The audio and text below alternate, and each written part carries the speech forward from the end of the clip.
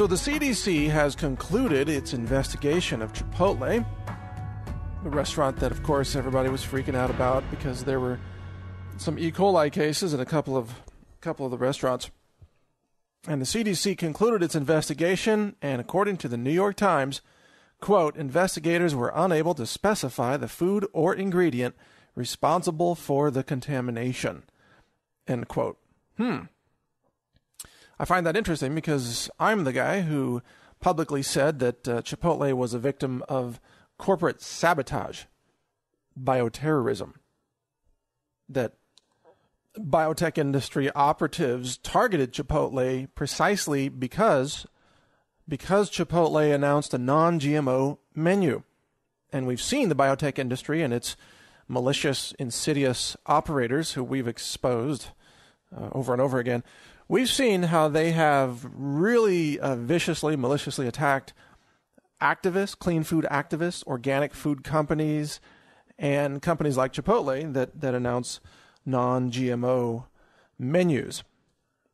They even attacked Dr. Oz, by the way. This is the same group that attacked Dr. Oz and tried to get him off the air because he supported GMO labeling. You know, oh my God, how horrible that consumers would be able to know what they're eating. What a horrible idea. That's what the biotech industry wants you to believe. And some of these industry front groups are run by actual felons with a felony record. That's like the American Council on Science and Health, a fake front group run by a criminal. I mean, seriously, look it up. Just go to truthwiki.org and look up the ACSH or look up the Monsanto Mafia. Go to monsantomafia.com. That'll give you some info. Anyway, so at the time that I wrote that story, of course, the mainstream media ridiculed it, predictably, because they don't believe in any conspiracies except a conspiracy of Oregon ranchers. Oh yeah, when a bunch of ranchers take over a federal building in Oregon, that's a conspiracy, and all those people are conspirators, and they have to be charged with conspiracy crimes by the FBI. But there are no other conspiracies ever. Nope. There are no conspiracies in Wall Street. The game isn't rigged. No, nobody's conspiring against you. Corporations never engage in sabotage. There are no corporate spies. There's no stealing of secrets. There are no conspiracies in the world except the gun-toting ranchers. Like, this is what the mainstream media wants you to believe. And, of course, you have to be a complete idiot to believe really anything that the mainstream media tells you. So the media said, oh, this isn't a conspiracy. This is just sloppy food handling. Okay, well, then why couldn't the CDC find the source of the E. coli? So the CDC spent the last couple of months or so testing all the food materials, testing all the source farms, the material providers, testing each one, and what they were hoping to find was something like, aha, it's the cilantro, right? You've seen this before.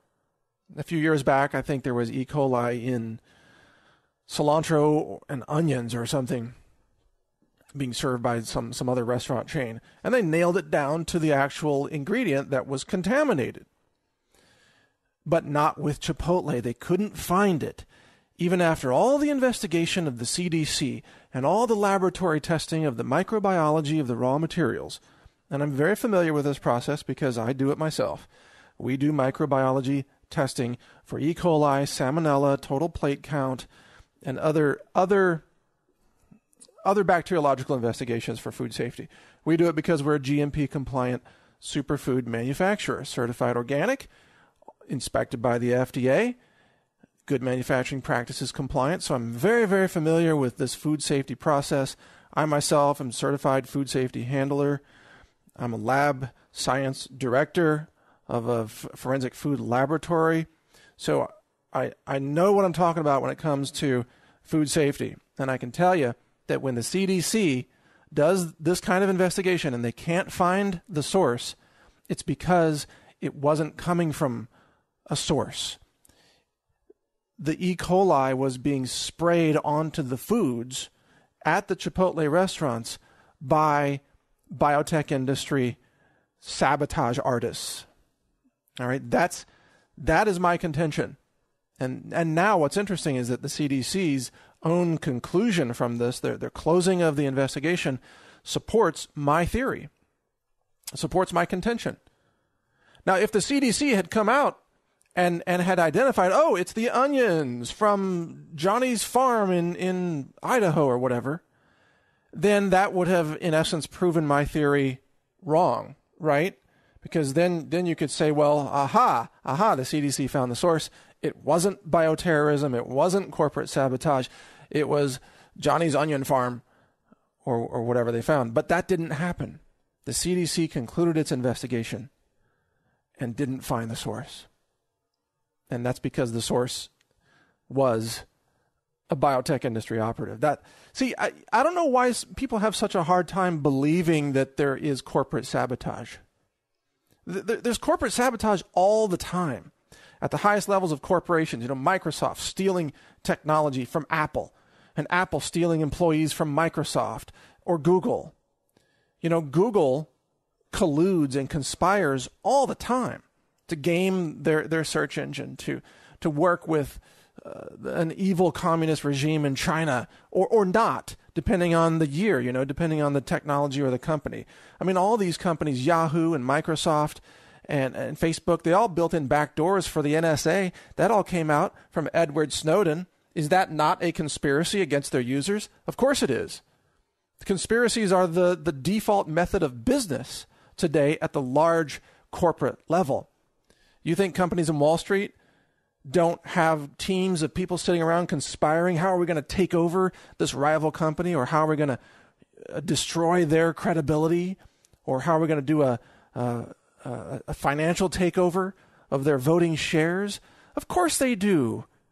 Come on, wake up, people. Conspiracies happen everywhere, all the time. I mean, hey, recently, Bernie Sanders and Hillary Clinton were running against each other in the Iowa caucuses, right? Remember this? And 6 of the districts in Iowa had a tie between Clinton and Sanders. And so in all 6 districts, they flipped a coin. Well, in each of the 6 districts, they flipped a coin to determine who the winner would be. And wouldn't you know it, all 6 of those coin tosses came up for Hillary Clinton. You don't think that's a conspiracy? Then chances are about 63-1 that you're an idiot. Because it's only 1 in 64 chance that would actually happen by sheer chance alone. So of course there are conspiracies all over the place. And to think that a fast food chain wouldn't be targeted by a rival agribusiness giant that doesn't want their business model to succeed, to think that couldn't happen is incredibly naive, incredibly gullible. So I just think it's interesting that, I went on the record and called this early on and said, yeah, this is bioterrorism, most likely. Even though we can't prove it, it's the most likely explanation for what's happening here. And think about it too. There's another very obvious reason why my theory is correct. And that is that most of these farms that provide these raw materials provide them to more than one restaurant chain. If Chipotle had an E. coli problem, that same problem should have also appeared at other chains that buy from the same sources, right? It's only logical. Let's be rational here. These farms they're not captive by Chipotle. Chipotle is not their only customer. And if they have an E. coli contamination problem at Bob's Onion Farm, let's say, then Bob sells onions to more restaurants than just Chipotle. So you would have seen E. coli in other restaurants at the same time. But you didn't. You didn't see that, did you? So put on your Sherlock Holmes thinking cap here and use some deductive reasoning. I mean, once you eliminate all the possibilities that aren't true, what you're left with must be the correct explanation. And what you're left with is this was deliberate corporate sabotage of Chipotle. And Chipotle was targeted for all the reasons you might suspect. They were targeted because they're non-GMO, because they believe in clean food, they believe in unprocessed, fresh ingredients, and they have been very vocal about it. just as I have. In fact, Chipotle is being attacked for the same reasons that I had been attacked in the past. Because I believe in clean food. Because I believe that consumers should have a choice to avoid GMOs. Because I believe that foods should be produced in the most ethical manner possible. And that is not the business model of the food giants that dominate this industry today. You get it? I think you do. I think you do. I think most people, if they actually sit down and think about this for 10 seconds, it all makes sense. Yeah, of course. Of course Chipotle is being targeted. Now, can Chipotle do an even better job on food safety? Well, sure, there's always room for improvement everywhere. But I don't think Chipotle's food is a real risk. I think the real risk is eating chicken McNuggets and drinking Coke and Pepsi and eating fake hormone-raised beef and textured soy protein, genetically modified soy burger products at all these other places. I think the real risk is eating food that contains ingredients that cause diabetes and heart disease and cancer and Alzheimer's. You know, you walk into KFC, look at their menu, almost half of everything there has monosodium glutamate in it. Have you ever looked at their ingredients? That's some frightening, scary stuff. That's some crazy chemical frankenfood, if you ask me. So if I were driving down a road and I had to have something to eat, and there was a Taco Bell and a Burger King and I don't know, what else is there? Jack in the Box and McDonald's and a Chipotle, I would pull into the Chipotle. No question about it, if that was my only choice. Now, could they be better? Yeah, they could be all organic, but that's probably not going to happen in a mainstream sort of fast food, affordable food kind of format. So if there was another restaurant past Chipotle that was like, you know, organic Margie's sandwich shop, I would go there. You know, what I really want is organic food. But the next best thing might be something like Chipotle. You see what I'm saying? Because at least they're non-GMO. So it's all about degrees and where you want to eat on the spectrum. If you want to eat like a complete idiot, just drive through McDonald's. And you can eat anywhere on that spectrum that you want. You can eat healthier. You can eat a little bit healthier. You can eat a whole lot healthier. Or you can probably go home and make your own food and eat even healthier. Or to take it to the full extreme, do what I really promote, and I practice myself, grow as much of your own food as possible. Use my Food Rising Grow system, foodrising.org. It's a very, very good system for growing your own food. Doesn't even use electricity. So you can grow your own food for pennies. It's dirt cheap. But you know, a lot of people don't want to grow their own food. They don't have the time. So they want to get something quick. And so Chipotle for them is actually a really good choice. It's at the higher end of the spectrum. It's not the absolute best, but it's pretty far up there. It's at least far more fresh and more ethical than most other choices out there. And it's fast and it's convenient. So, you know, it has a real niche in our society, and that's why I'm glad Chipotle exists. They're leading the way. They're pioneers in ethical fast food, and they deserve credit for what they're doing. So would I eat at Chipotle? Absolutely. No question about it. In my opinion, it's a little salty. I think they could cut down the salt, but for the mainstream American consumer, that's normal salt. Because I eat so much fresh and I drink so many smoothies and I grow so much of my own food, I don't have the palate of the average American consumer. So I'm not into turbo sweetened foods and extra salty foods. That's pretty much, there are only really 3 tastes that the American consumer recognizes anymore, and that's sugar, salt, and fat. You know, that's it. There are no subtleties anymore with the mainstream consumer because they're living on Doritos and Big Macs. So their taste sensors are literally blown out. They can't taste the subtleties of a high quality cheese, let's say, or fresh greens. They really can't taste any difference between dried spices and fresh spices. So it doesn't matter to them. They'd be happier with a cheeseburger. You know what I mean? In any case, I find it fascinating that all this is increasingly pointing toward the very theory that I pointed out in the first place, which was that Chipotle is a victim of corporate sabotage. Not even difficult to say that. And also that the CDC has closed its investigation and concluded, well, we can't find the source. See?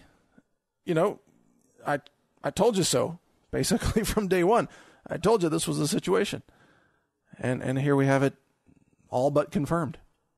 Anyway, the upshot is it's going to be interesting to see who else gets targeted by the biotech industry, or what kind of malicious attacks and criminal type of operations they will conduct. I mean, we already know they're involved in the bomb threats and the death threats and the fraud, the scientific fraud of fabrications of science data.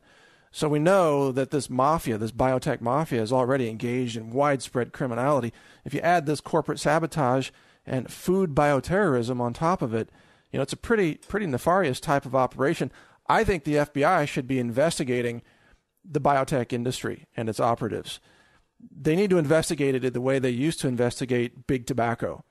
This is just as big of a scientific cover-up.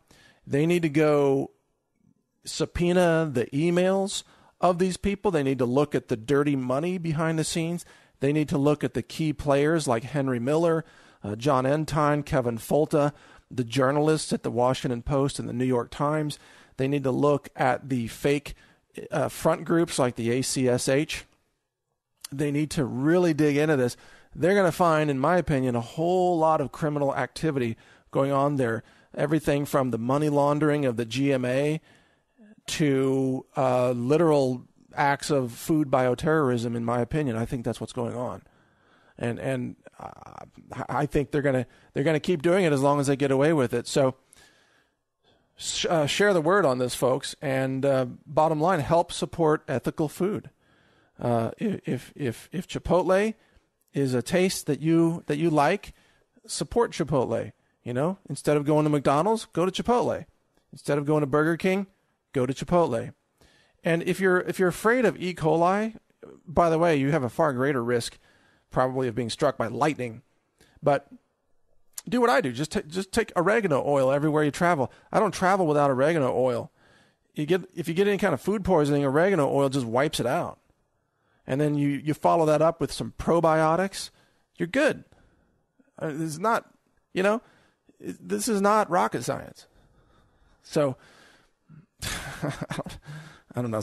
Some days it's like I don't know how to educate everybody about all the things they need to know to be safe consumers, because I guess there's so many little tidbits that people just don't even know, like oregano oil.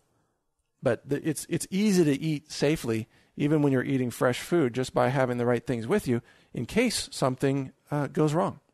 But anyway, your real risk of getting an E. coli problem from Chipotle is so incredibly low. You're more likely probably to be killed in a head-on collision on the highway today than to get E. coli from eating at Chipotle. So just keep all that in mind. Thanks for listening. My podcast website is healthrangerreport.com. And stay safe, eat healthy, and support ethical companies. Thank you.